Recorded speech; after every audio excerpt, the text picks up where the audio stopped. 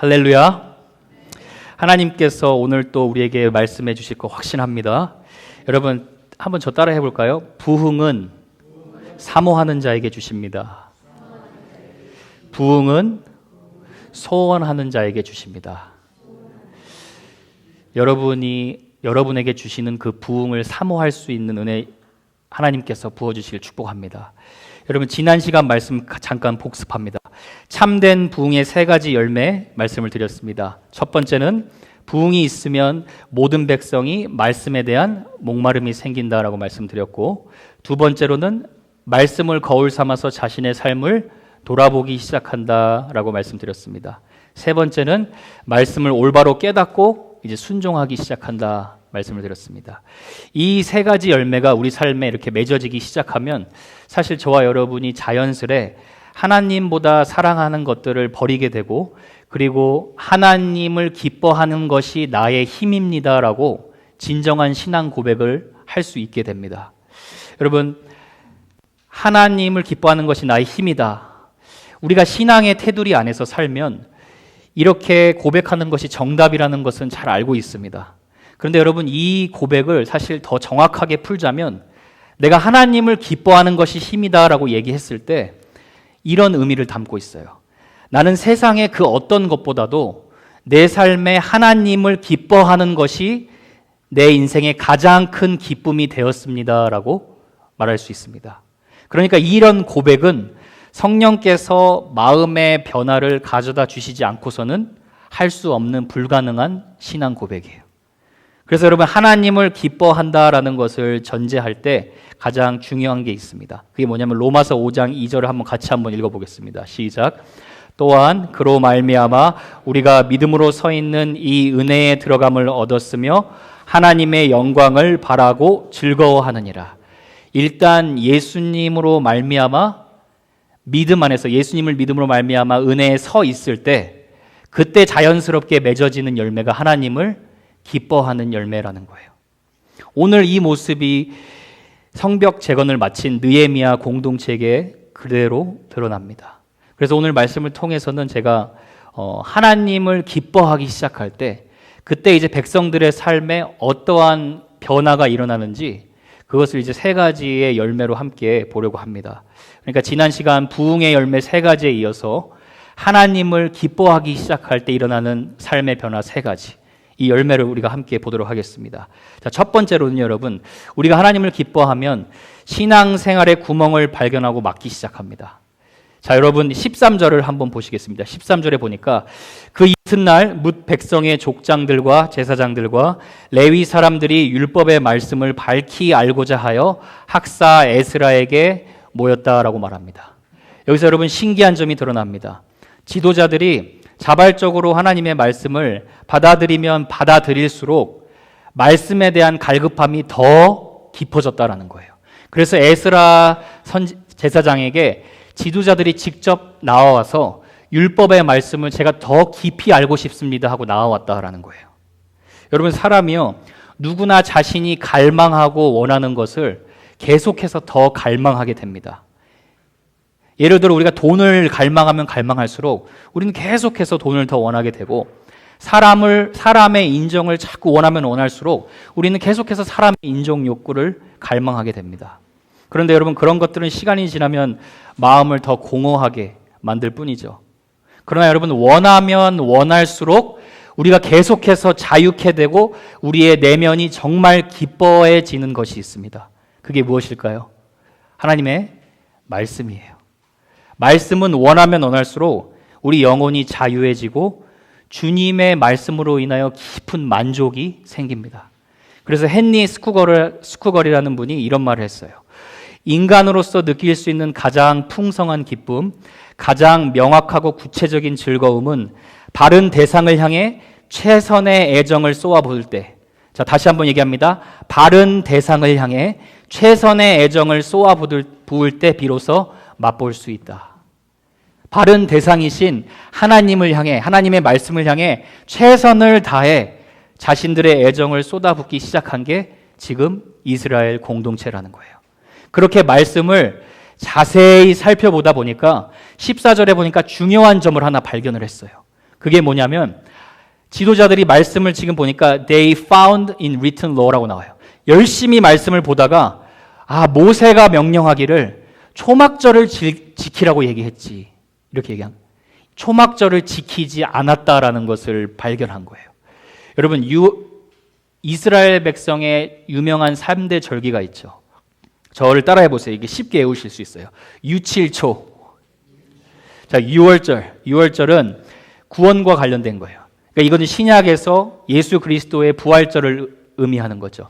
그리고 77절은 추수를 한 시작부터 50일째 되는 날. 그리고 신약에 갔을 때는 성령님이 임재하여서 교회를 탄생케 하신 날. 그래서 50 weeks라고 해서 오순이라고 얘기를 합니다. 펜타곤 할 때 오순, 펜타코스트. 그리고 나서 오늘 초막절. 이 초막절이 뭐냐면 Feast of Tabernacle이라고 그래요. 이 초막절은 어떤 절기냐면 이스라엘 백성이 광야 생활 40년 동안 하나님께서 그들을 보호하시고 인도하시고 지켜주셨다는 그 은혜를 기억하고 감사하는 절기예요. 그런데 여러분, 성경에 보면 이스라엘 백성이 초막절을 아예 지키지 않은 것이 아닙니다. 사사기에도 보고 열왕기상에 솔로몬이 통치할 때를 보면 초막절을 분명하게 지켰다라고 얘기를 해요. 그런데 오늘 보면 19절에 보면 초막절을 지키지 않았다, 이같이 행한 적이 없다라고 얘기가 나와요. 그게 무슨 말일까요? 아마도 올바르게 하나님의 말씀대로 그리고 전심을 다하여서 이렇게 하나님을 기뻐했던 적이 없었다라는 것을 발견했다라는 거예요. 이스라엘 백성의 신앙생활을 생각해 보면 여러분, 예배도 드렸어요. 절기도 다 지켰습니다. 그런데 어느 순간 하나님도 섬기면서 산당에 올라가서 우상을 만들어 자신들이 원하는 신앙생활을 하기 시작합니다. 그리고 이방인들의 문화를 받아들이기 시작하면서 하나님을 말씀에 근거한 신앙생활로 섬기는 데서 소홀하게 된다는 거예요.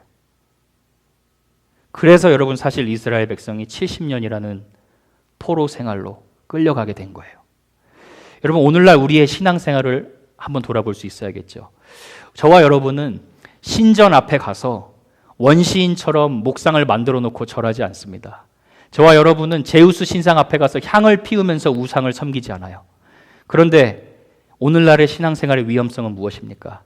하나님, 내가 원하는 대로 신앙생활을 하겠습니다. 제가 믿을 때는 제가 생각하기에 행복한 신앙생활은 이런 신앙생활이에요.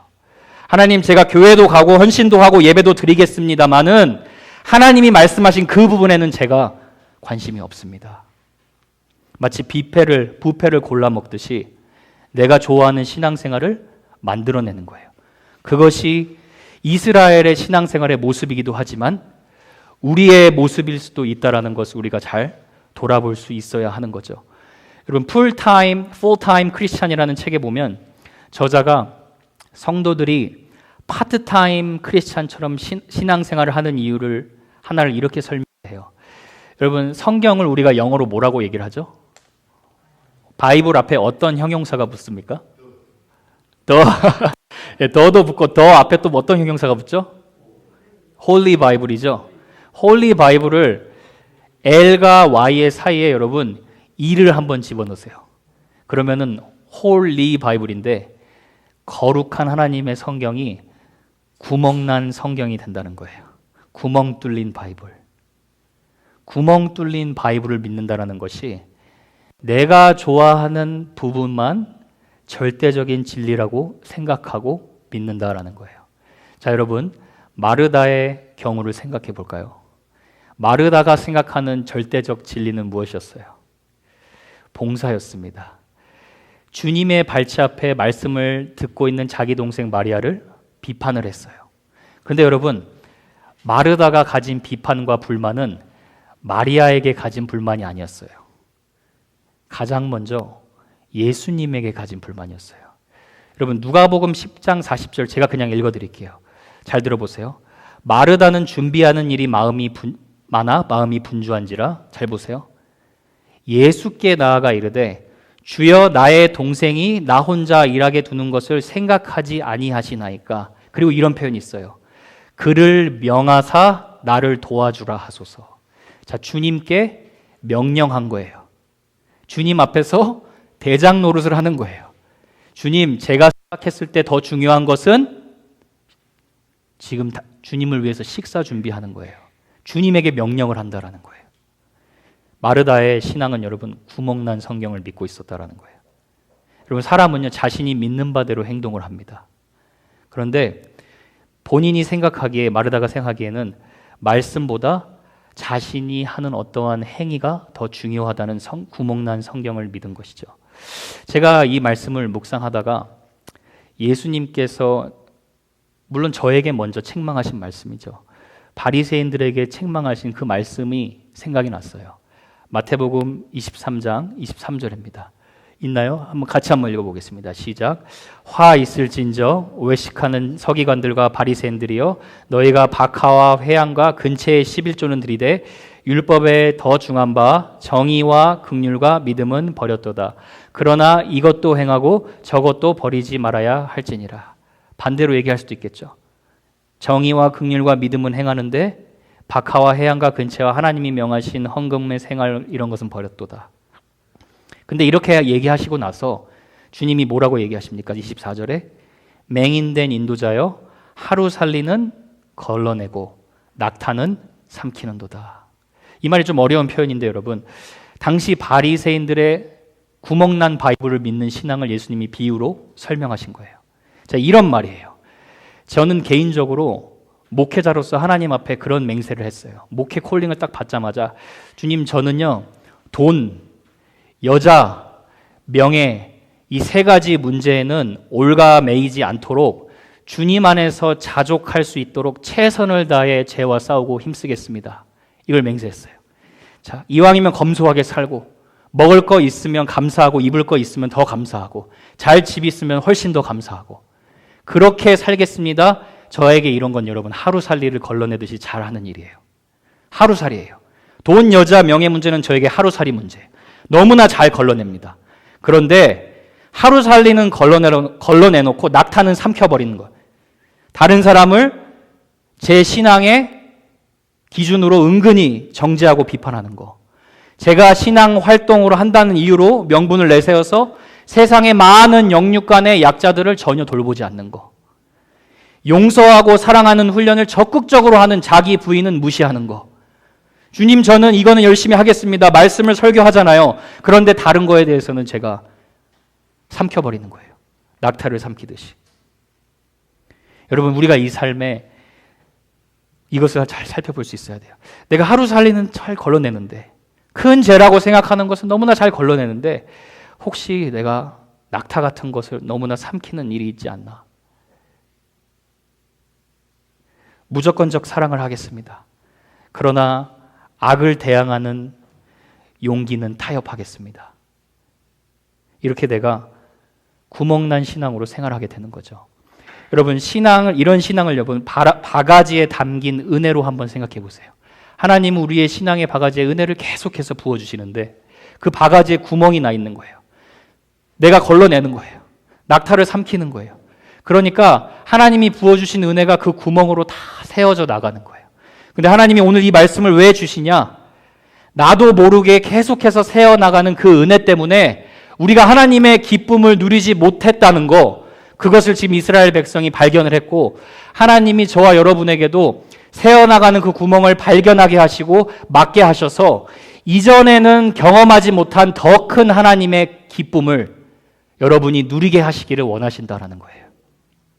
그래서 오늘 그 본문에서 일어나는 일들이 그런 일들이에요. 자, 15절을 보면 보세요. 또 일러스되 그 말씀을 읽고 나서 이제 지도자들이 이스라엘 사람 전체에게 공포하는 거예요. publicly proclaim 했다라고 얘기 나와요. 너희는 산에 가서 감람나무 가지 모든 이 가지를 가져다가 어떻게 하라고 합니까? 기록한 바를 따라 초막을 지으라. 성경의 말씀을 따라서 다른 나뭇가지도 사용하면 안 돼요. 하나님이 말씀한 바 그대로 초막을 지으라는 거예요. 제가 어제 레위기를 읽는데 레위기는 내 위기라고 말씀드렸죠. 근데 그렇지 않아요. 1장을 잘 읽어보세요. 소제를 읽어보고 번제가 나오고 화목제가 나오는데 grain offering, 소제를 드릴 때 하나님이 이렇게 얘기하세요. 한 움큼 가루를 화덕에 올려서 하나님께 예배를 드려라. 그런데 그렇게 예배 드리지 않는 자는 내 백성에서 끊어질지라. 내 백성에서 끊어질지라, 이 부분이 계속 나와요. 왜 그 얘기를 하실까요? 지루한 5가지의 예배를 얘기하는 것이 아니라 하나님의 백성은 하나님의 모든 말씀을 순종함으로만 하나님의 기쁨을 경험할 수 있다는 것을 하나님이 확신시켜 주는 거예요. 그래서 여러분, 신앙이 회복되고 기쁨이 회복되면 어떤 일이 일어나느냐? 사람들이 성경을 찾기 시작한다는 거예요. 내가 생각하기에 행복한 신앙생활은 이런 것입니다 라 해서 주님, 그건 제가 정하지 않아요. 이제 하나님이 우리에게 주신 신앙생활의 매뉴얼, 그 말씀대로 그대로 순종하고 복종하겠습니다. 교회를 생각할 때도 마찬가지예요. 교회를 조인하는 거라고 생각하는데 여러분, 교회는 그리스도 하나님의 나라를 대표하는 기관이죠. 교회를 조인하는 게 아니에요. 여러분 직장을 조인합니까? 직장에 서브밋하죠. 교회도 마찬가지입니다. 하나님 나라의 권세로 움직이는 그 교회에 우리가 서브밋하는 거예요. 하나님의 뜻대로 순종하겠습니다. 우리 사랑하는 성도 여러분, 부분적인 진리, 구멍난 성경으로 내가 원하는 신앙생활 아니라 홀리 바이블, 거룩한 성경을 통해 온전한 순종으로 하나님의 기쁨 더 충만하게 경험하실 수 있는 은혜 있기를 축복합니다. 두 번째로 하나님을 기뻐하기 시작하면 공동체가 하나 되어 함께 일하는 것을 크게 기뻐하기 시작합니다. 자, 16절을 보면 이렇게 나와요. 백성이 이에 나가서 나뭇가지들을 가져다가 혹은 지붕 위에 혹은 뜰 안에 혹은 하나님의 전뜰에 혹은 수문 광장에 혹은 에브라임 문 광장에 초막을 짓되. 자, 여러분, 백성들이 지도자들의 말씀이 떨어지기가 무섭게 바로 순종을 하죠. 말씀을 사모하는 목마름을 가진 자들의 반응이 이런 것이에요. 말씀을 들으면서 저 말씀 굉장히 들어보지 못했던 것인데 은혜가 되는데, 그게 아니에요. 말씀을 들으면서 이미 반응하기 시작해요. 저 말씀 바로 순종해야겠다. 그게 진정한 예배자로 세워지는 부흥의 은혜죠. 자, 그런데 여러분, 왜 굳이 힘들게 이렇게 각종 나뭇가지를 모아다가 초막을 만들라고 얘기하실까요? 그냥 말씀을 읽고 예배드리는 걸로 만족하면 안 되나요? 안 되죠. 왜냐하면 이 정도면 된 거지, 이 정도면 잘하고 있는 거지, 이것은 신앙생활이 아니에요. 하나님은 또 알려주는 거예요. 신앙생활은 네 힘으로 하는 거 절대 아니다. 기록된 대로 감람나무 나뭇가지를 사용하라고 하면 나뭇가지 그거 그대로 사용해야 되는 거예요. 그 훈련 시켜주시는 거예요. 그 모습이 지금 하나 되어서 말씀에 명하신 것을 순종하고 그리고 함께 일하기 시작하는 그 모습이 지금 17절에 그대로 드러나는데, 한번 17절을 다시 한번 같이 읽어볼까요? 17절 시작.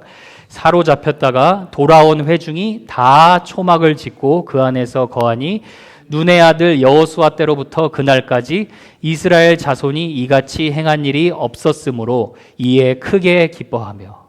자, 여호수아 시절부터 지금까지 1000년이라는 시간 동안 모든 이스라엘 백성이 하나 되어서, 왜냐하면 남북으로 갈라져 있었죠. 포로에서 기환한 하나님의 백성들은 불안해서 늘 패배의식에 젖고 살았었죠. 그래서 성전에 회복된다는 것은 꿈도 못 꾸면서 뒤로 처지면서 살았어요. 그런데 1000년 만에, 1000년이라는 시간 만에 모든 백성이 함께 모여서 초막을 짓고 한 사람도 빠짐없이 그 초막 안에 다 거했다라는 거예요. 자, 여러분, 초막 안에서 무슨 대화를 했을까요? 제가 상상을 한번 해봤습니다. 김 집사님 기억하시죠? 우리 굉장히 힘들었잖아요. 하나님이 40년 동안 우리를 광야 생활하게 하신 거 결코 하나님의 본심이 아니신 거 기억하시죠? 맞아요, 박 집사님. 신명기 8장에 나오잖아요.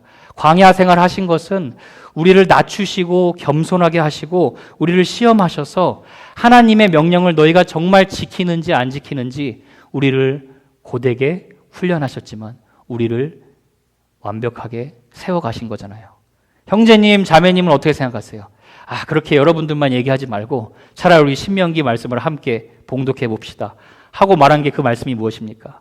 사람이 떡으로만 살 것이 아니요 살아계신 하나님의 입에서 나오는 무엇입니까? 아니요, 모든 말씀으로 사는 줄을 알게 하려 하심이라. 모든 말씀이에요. 이 말씀대로 한 마음이 됐어요. 낮은 마음으로 하나 되어 하나님의 일을 함께 하기 시작합니다. 그러니까 공동체가 얼마나 깊었겠어요. 여러분, 여러분의 삶에 혹시 깨어진 관계, 회복되어야 할 가정, 관계가 있다면 주님의 말씀으로 하나 되고 회복되는 치유의 역사가 일어나기를 축복합니다. 하나님은 언제나 이렇게 하나됨의 축복을 허락하세요. 그래서 여러분, 교회는요, 똘똘 뭉치고 깨어 있어야 돼요. 하나 될 수 있게. 마귀는 여러분 분열의 영입니다. 제가 이거 수련회 때 말씀드렸었죠. 제가 아시는 목사님이 시카고에 집회를 갔는데 시카고 교회 목사님들이 그 목사님에게 그랬다라는 거예요. 목사님, 저희 교회는 분열의 영에게 다 졌습니다. 한국 이민교회 다 깨졌다는 거예요. 마귀는 분열의 영이고 이단은 다툼의 영이에요. 하나님은 하나 되게 하시는 분이세요. 성부와 성자와 성령의 하나님이 하나 되어서 연합하시고 온전한 사랑을 보여주셨듯이 예수님이 그렇게 말하시죠. 주님, 제가 이 제자들을 이 세상에 남기는 것은 그들도 우리와 같이 하나가 되게 하여 주시옵소서. 그렇게 하나가 될 때 하나님이 하나님의 교회를 통하여서 하나님이 주시는 더 큰 기쁨을 경험하게 하신다라는 거예요. 여러분 믿으시죠? 저는 그래서 시간이 가면 갈수록 이 땅의 모든 이민교회들, 작은 교회, 큰 교회 너무나 다 사랑스러워져요. 제가 이전에 교회들을 향하여서 손가락질했던 모습이 너무나 부끄럽습니다. 못난 교회같이 보여도 주님의 핏값으로 사신 교회이기 때문이에요. 그래서 여러분 한 사람 한 사람이 너무나 존귀하고 고귀한 거예요. 그래서 여러분 한 사람 한 사람이 존중받아야 하고 사랑받아야 하는 곳이 우리 교회예요. 직장에서는 일 잘하면 존중받고 학교에서는 공부 잘하면 인기 많습니다. 세상의 정부 모든 기관들은 인간의 실력이고 인간의 힘으로 잘 돌아갑니다. 그러나 교회는 초자연적인 인스티튜션 기관이에요. 오직 하나님의 말씀과 하나님의 은혜로만 잘 정상적으로 작동하는 기관이에요. 그래서 그 기능이 작동될 때 하나님이 교회 안에 기쁨을 부어주세요. 하늘의 기쁨을. 자, 빌립보서에 보면 그렇게 냉철한 사도 바울이 자신의 주체하지 못하는 기쁨을 이렇게 얘기해요. 빌립보서 3장 4절 보십시오. 내가 너희 교회를 생각할 때마다 나의 하나님께 감사하며 간구할 때마다 너희 무리를 위하여 어떻게 간구한대요? 기쁨으로. 여러분을 누가 생각하는데 여러분을 생각만 하면 마음에 기쁨이 나오는 기도가 되어지는 거예요. 제가 희웅 형제를 직접 얼굴을 마주쳤는데 제가 희웅 형제를 보면 그 희웅 형제 보고 생각할 때마다 막 마음에 기쁨이 샘솟는 거예요. 하나님의 기쁨은요, 하나님만이 주시는 게 아니라 하나님이 하나님의 사람들을 생각하게 함으로써 기뻐하게 하신다는 거예요. 여러분, 제가 여러분 생각할 때마다 제 마음이 기쁘게 여러분을 기도할 수 있는 여러분 될 수 있기를 축복합니다. 그런데 이제 기쁨이 끊어지지 않았던 이유를 사도 바울이 분명하게 얘기해요. 인간적으로 안 됩니다. 잘 보세요. 5절. 5절 같이 한번 읽어볼게요. 시작. 너희가 첫날부터 이제까지 복음을 위한 일에 참여하고 있기 때문이라. 복음을 위한 일. 여기서 여러분 참여한다라는 말이 프렌십이 아니라고 말씀드렸었죠. 우정이 아니에요. 펠로십이에요. 코이노니아. 복음을 위한 일에 하나 되는 거. 복음을 위한 일에 하나 되어 나를 드릴 때 아무리 문제 많아도 하나님은 하나 되게 하셔서 기쁨을 부어주신다라는 거예요. 그래서 여러분 우리 공동체 수련회에서 말씀드렸듯이 복음을 위해 존재하는 교회입니다. 근데 더 중요한 건 하나님은 여러분이 복음 안에서 기쁨이 충만하게 누려지는 거, 그것을 가장 기뻐하시는 분인 줄 믿습니다. 저는 그래서 여러분 가장 중요한 게 여러분을 제 수단으로 생각하지 않아요. 제 목회 수단은 아니에요. 제가 목회 성공하기 위한 여러분이 수단이 아니에요. 저는 제일 중요하게 생각하는 게 무엇이냐? 목회 철학이 여러분이 하나님으로 인하여서 기뻐하는 거예요. 그 기쁨이 안 되면 여러분 모든 거 다 내려놓으셔도 돼요. 일 시키지 않습니다. 하나님으로 기쁨이 충만할 때 그 기쁨으로 여러분이 하시는 모든 일 감당하기를 원합니다. 그래서 사도 바울도 제가 지난주에 여러분에게 피곤하다고 말한 게 자꾸 일주일 동안 걸렸어요. 너무 여러분에게 죄송했어요. 제가 이랬으면 피곤한 거 맞죠? 근데 사도 바울 말씀이 자꾸 맴도는 거예요. 나도 내 속에서 역사하시는 이의 능력을 따라 나도 힘을 다하여 수고하노라. 주님이 내 안에서 도와주시고 계신데 무슨 내가 한 것처럼 피곤하다고 얘기했을까? 그래서 여러분 머리 숙여 사죄드립니다. 피곤한 게 아니에요. 피곤했지만 하나님이 저를 통해 일하신 거예요. 하나님 똑같아요. 여러분을 통해 일하시고 여러분이 하나님 안에서 기쁨이 충만하기를 원하십니다. 그것이 느헤미야 공동체가 오늘 경험하는 것들이에요. 외부에서 조롱하고 공격하고 내부에서 이방인들과 동맹한 유다 사람들이 분열을 일으켰지만 어떻게 하나 됐습니까? 직접 싸우지 않았어요. 말씀으로 느헤미야가 선포하고 말씀 안에서 하나 되어서 놓치고 있던 말씀 다시 한번 보고 한 사람도 빠짐없이 저기 뒤에 처져 있던 사람들까지 와서 초막을 짓고 주님이 주신 기쁨 경험했다라는 것입니다. 사랑하는 우리 귀한 성도 여러분, 어떠한 이유로든 여러분이 하나님께 소극적이었던 모습이 있거나 말씀의 궤도에서 이탈했던 자리가 있다면 다시 돌아오셔서 하나님의 영광을 위한 일에 하나 되어 이 기쁨 경험하실 수 있기를 축복합니다. 이전에 경험하지 못한 더 큰 기쁨 주실 거예요. 아멘이시죠? 마지막으로 세 번째, 하나님을 기뻐하기 시작하면 날마다 말씀으로 하루를 먼저 시작합니다. 자, 18절 같이 한번 읽어보겠습니다. 18절 시작. 에스라는 첫날부터 끝날까지 날마다 하나님의 율법책을 낭독하고 무리가 이랫동안 절기를 지키고 여덟째 날에 규례를 따라 성회를 열었느니라. 자, 여기서 성회라는 말은 여러분 축제라는 말이에요. 원어에 7일 동안에는 여러분 성도들이 하나님의 말씀을 읽으면서 절기를 지켰어요. 예배를 드렸어요. 근데 여덟째 날에는 어떤 일을 하냐면 과부를 불러드리고 객들을 불러드립니다. 고아를 불러드립니다. 그래서 사회적인 약자들과 함께 하나님의 은혜를 나누는 일을 하기 시작해요. 근데 그 하는 모든 일을 하기 전에 가장 먼저 무엇을 했습니까? 날마다 하나님의 말씀을 들었다는 거예요. 모든 일 하기 전에 예배의 중심에 말씀이 있었고 모든 섬김의 활동 전에 말씀을 읽고 듣는 일. 여러분, 요즘 세상이 얼마나 편해졌는지 몰라요. 핸드폰 안에 지갑이 다 들어가 있어요. 클릭 한번 하면 전 세계에 있는 모든 사람들과 화상통화를 할 수가 있어요. 핸드폰이 비행기 티켓이 됐어요. 저는 이런 세상 살지 상상도 못했습니다.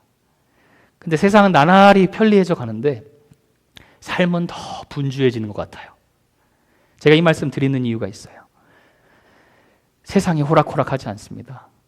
오늘 본문 보면 여러분, 하나님을 기뻐하기 시작하면 공동체가 말씀에 대한 목마름만 가지는 것이 아니라 모든 일을 하기 전에 앞서 말씀을 섭취함으로 하루를 시작한다라는 거예요.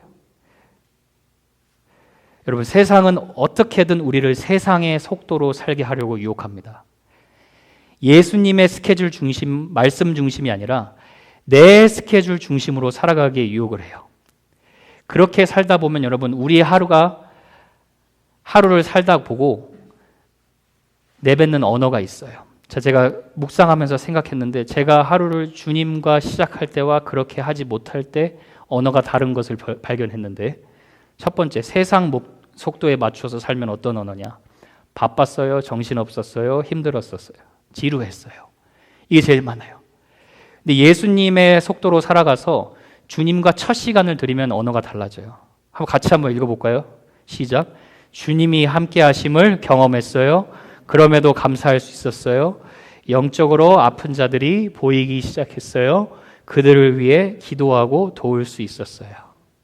여러분, 이 말씀 들으면서 부담 좀 느끼시기를 축복합니다. 정말입니다.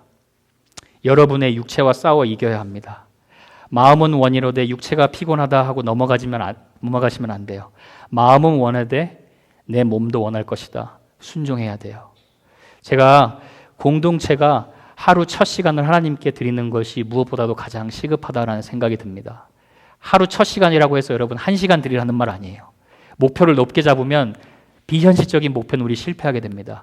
여러분의 한계를 다 아시죠? 5분, 10분, 15분으로 시작하는 거예요. 그런데 여러분이 잠에서 눈에서 깨고 하나님 감사합니다, 하루를 시작하게 해서 감사합니다, 이렇게 내 마음대로 기도하는 게 아니에요. 왜냐하면 우리의 기도도 말씀에 통제되지 않으면 우리의 기도도 미신적인 기도가 됩니다. 그래서 말씀을 섭취해야 돼요.